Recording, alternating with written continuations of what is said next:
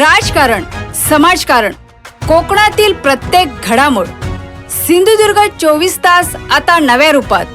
सिंधुदुर्ग संवाद, ताज्या घडामोडींसाठी आताच सबस्क्राइब करा. वटपौर्णिमेला विवाहित स्त्रिया आपल्या पतीला उत्तम आरोग्य लाभावे, दीर्घायुष्य प्राप्त व्हावे म्हणून वडाच्या झाडाची पूजा करतात.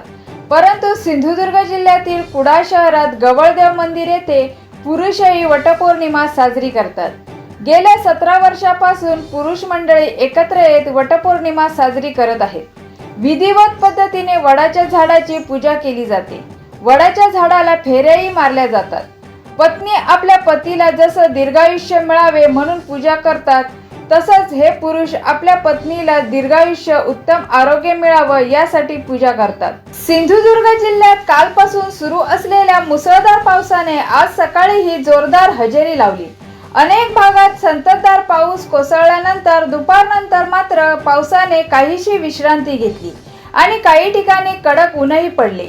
दरम्यान हवामान विभागाने आज जिल्ह्यासाठी येलो अलर्ट जारी केले असून नागरिकांनी सतर्क राहण्याचे आवाहन करण्यात आले आहे. सिंधुदुर्गातील मुंबई गोवा महामार्गावरील खड्ड्यांमुळे वाहन चालकांना होत असलेल्या त्रासाची दखल घेत ठेकेदार कंपनीने दुरुस्तीचे काम युद्धपातळीवर हाती घेतले आहे. कुडाळ पावशी परिसरासह खारेपाटण ते बांदा या संपूर्ण पट्ट्यात पडलेले खड्डे पावसाळी डांबराचा वापर करून बुजवण्याचे काम सुरू असून महामार्ग पूर्ववत सुरक्षित करण्यासाठी ही मोहीम वेगाने राबवली जात आहे. मुंबई गोवा महामार्गावर पिंगुळी येथे कुडाळ पोलिसांनी मध्यरात्री धडक कारवाई करत अवैध दारू वाहतुकीचा मोठा पर्दाफाश केला आहे.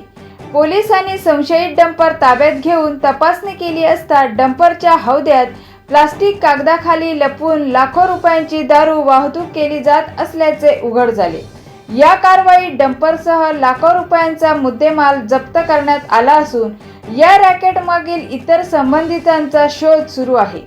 या प्रकरणाचा पुढील तपास कुडाळ पोलीस करत आहेत. पश्चिम मान्सूनचे आगमन उशिरा होत असल्याच्या पार्श्वभूमीवर राज्यातील मच्छीमारांसाठी महत्त्वाचा निर्णय घेण्यात आला आहे. मत्स्य संपदेचे जतन, माशांच्या प्रजननाला चालना तसेच पावसाळ्यातील खराब हवामानामुळे होणारी जीवित व वित्तहानी टाळण्यासाठी यांत्रिक आणि यंत्रचलित मासेमारी नौकांवरील पावसाळी मासेमारी बंदी आता 1 जून ते 15 ऑगस्ट या कालावधीपर्यंत वाढविण्यात आली आहे. या संदर्भातील शासन आदेशाची माहिती आज विधानसभा सभागृहात निवेदनाद्वारे देण्यात आली आहे.